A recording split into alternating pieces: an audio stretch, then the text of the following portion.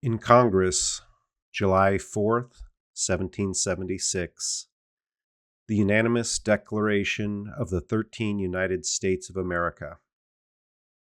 When in the course of human events it becomes necessary for one people to dissolve the political bands which have connected them with another, and to assume among the powers of the earth the separate and equal station to which the laws of nature and of nature's God entitle them, a decent respect to the opinions of mankind requires that they should declare the causes which impel them to the separation.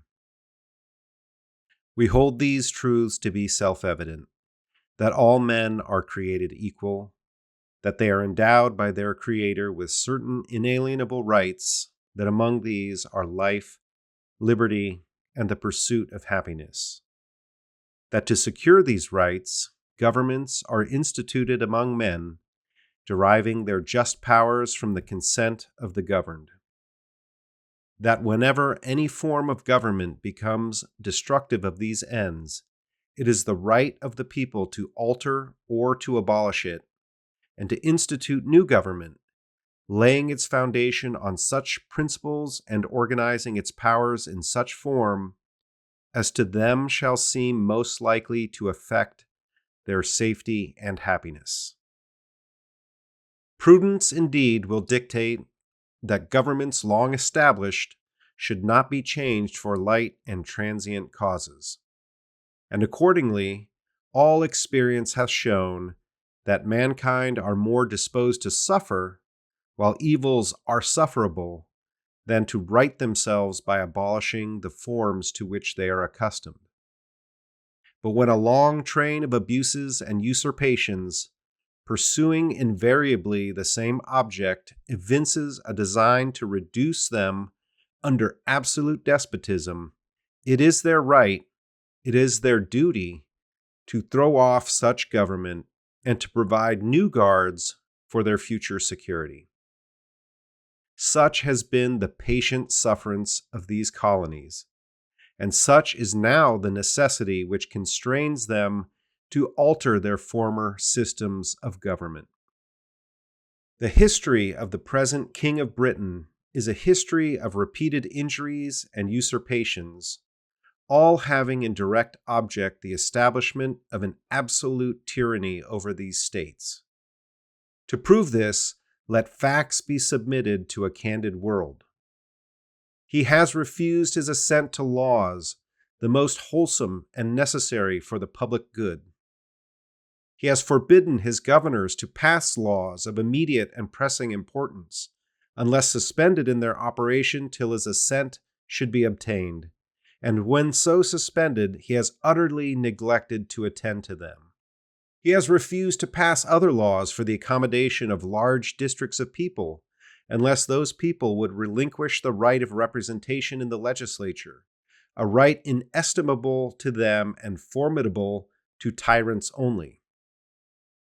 He has called together legislative bodies at places unusual, uncomfortable, and distant from the depository of their public records, for the sole purpose of fatiguing them into compliance with his measures. He has dissolved representative houses repeatedly for opposing with manly firmness his invasions on the rights of the people. He has refused for a long time, after such dissolutions, to cause others to be elected, whereby the legislative powers, incapable of annihilation, have returned to the people at large for their exercise. The state remaining in the meantime exposed to all the dangers of invasion from without and convulsions within. He has endeavored to prevent the population of these states, for that purpose obstructing the laws of naturalization of foreigners, refusing to pass others to encourage their migrations hither, and raising the conditions of new appropriations of lands. He has obstructed the administration of justice by refusing his assent to laws for establishing judiciary powers. He has made judges dependent on his will alone for their tenure of their offices and the amount and payments of their salaries. He has erected a multitude of new offices and sent hither swarms of officers to harass our people and eat out their substance. He has kept among us in times of peace standing armies without the consent of our legislatures. He has affected to render the military independent of and superior to the civil power.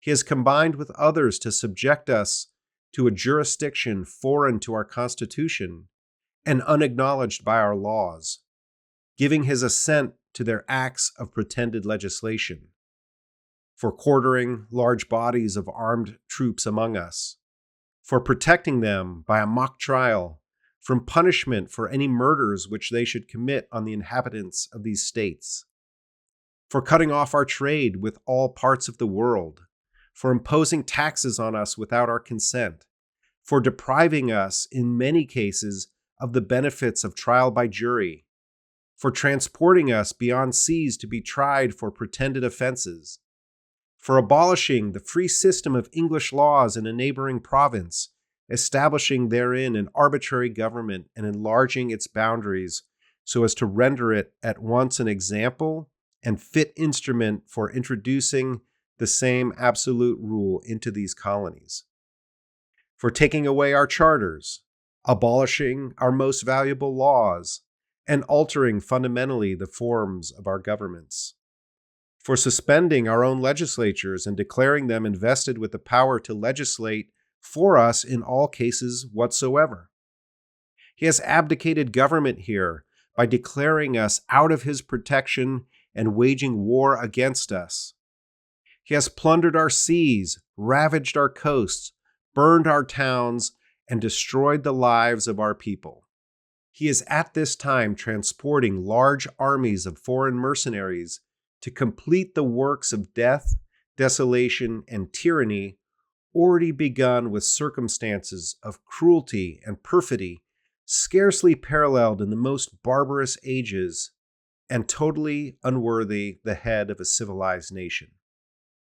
He has constrained our fellow citizens taken captive on the high seas to bear arms against their country, to become the executioners of their friends and brethren, or to fall themselves by their hands.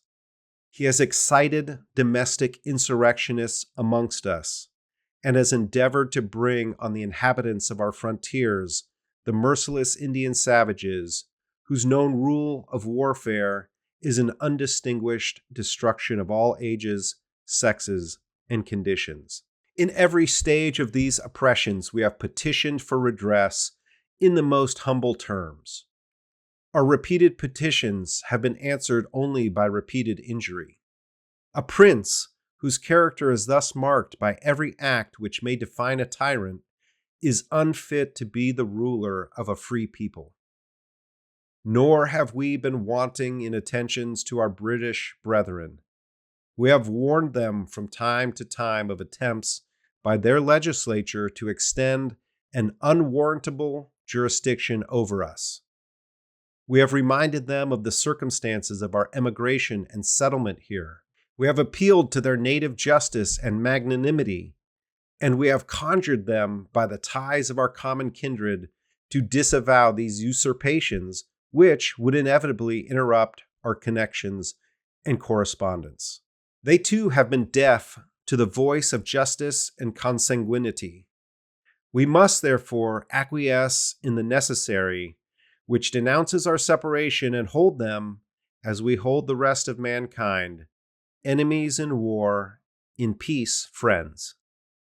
We therefore, the representatives of the United States of America, in General Congress assembled, appealing to the Supreme Judge of the world for the rectitude of our intentions, do, in the name and by the authority of the good people of these colonies, solemnly publish and declare that these united colonies are, and of right ought to be, free and independent states, that they are absolved of all allegiance to the British Crown, and that all political connection between them and the state of Great Britain is and ought to be totally dissolved, and that as free and independent states, they have full power to levy war, conclude peace, contract alliances, establish commerce, and to do all other acts and things which independent states may of right do. And for the support of this declaration, with a firm reliance on the protection of divine providence, we mutually pledge to each other our lives, our fortunes, and our sacred honor.